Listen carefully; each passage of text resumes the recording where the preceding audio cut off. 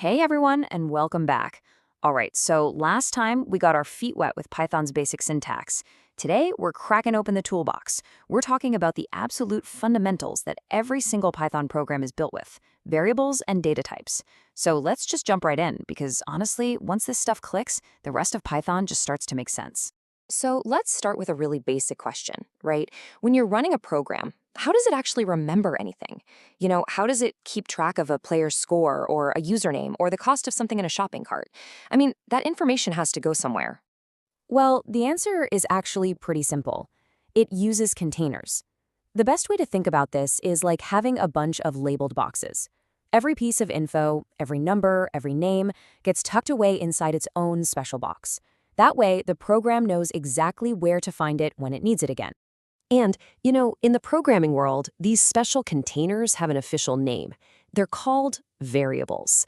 A variable is just a fancy term for a named spot in the computer's memory that we can use to store some kind of value.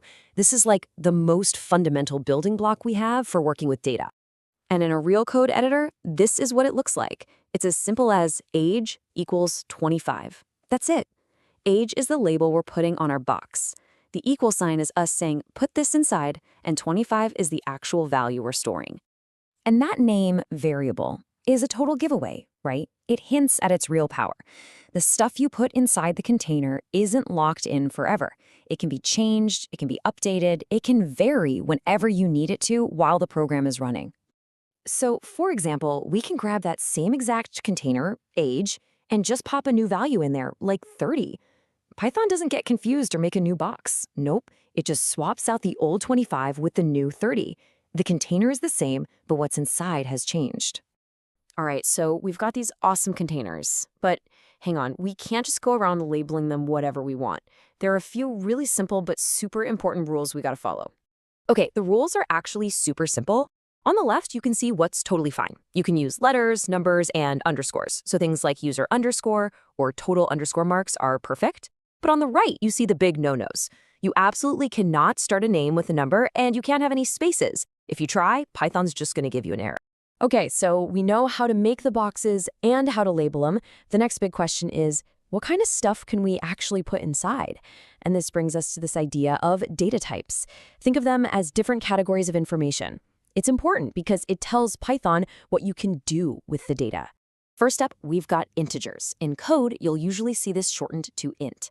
This is your go-to for any whole numbers. Positive, negative, 0, as long as there's no decimal point, it's an integer. Think of things like your age or how many items are in a list. So a perfect example of this is something like total marks equals 450. The number 450 is a whole number, so it's a perfect fit for an integer variable. Nice and clean. Next up, we have strings, or str. This is how Python deals with any kind of text. A name, a sentence, even a single character. If it's text, it's a string. The only rule is you have to wrap it in quotes, either single or double. And it looks just like this. The variable name is holding the text Python. Those quotes are absolutely crucial.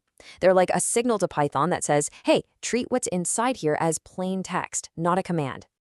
But, okay, what about numbers with decimal points? The ones that aren't nice and whole. For that, Python gives us floats. A float is just any number, positive or negative, that has a decimal part. Super important for things like money or precise measurements. And a classic example you're going to see all the time is price. Here, the variable price is holding the value 99.99. It's that decimal point that tells Python, okay, this isn't an integer, this is a float. And last but definitely not least, we have one of the simplest, but maybe one of the most powerful data types out there, booleans, or bool for short. Now, a boolean is incredibly simple. Its container can only hold one of two values, either true or false. That's it. It's all about representing a state of truth, like yes or no, on or off. So you might have a variable like is active to see if a user's account is turned on. Here, we set it to true.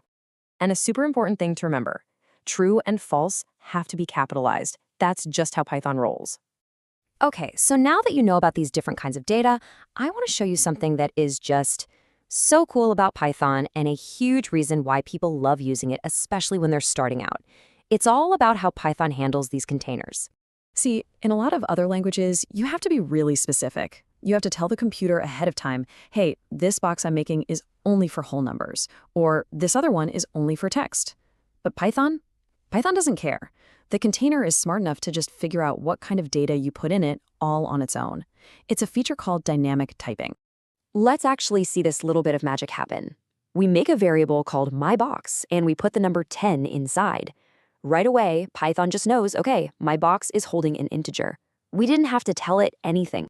But now, check this out. We take that exact same variable, myBox, and this time we stick a string Python in it. Does Python complain? Nope. It just says, okay, cool, I guess my box holds a string now. It changes its type on the fly. This flexibility is a game changer.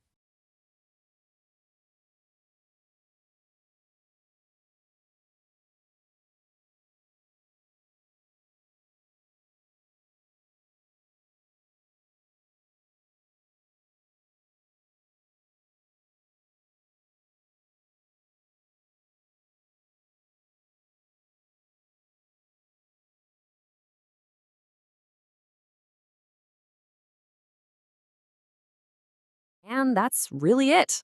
Seriously, we've just put together the essential toolkit for how to handle pretty much any piece of information in a Python program. Let's just do a super quick rundown of what we covered. So what are the big takeaways? First, variables are just our containers for storing data. Second, there are a few simple rules you gotta follow for naming them. Third, these containers can hold different kinds of data. Whole numbers are integers, text is strings, decimals are floats, and simple truth is booleans. And finally, Python's awesome dynamic typing means you don't have to worry about declaring types in advance. It just works. So think about it. You officially know how to make a program remember things now.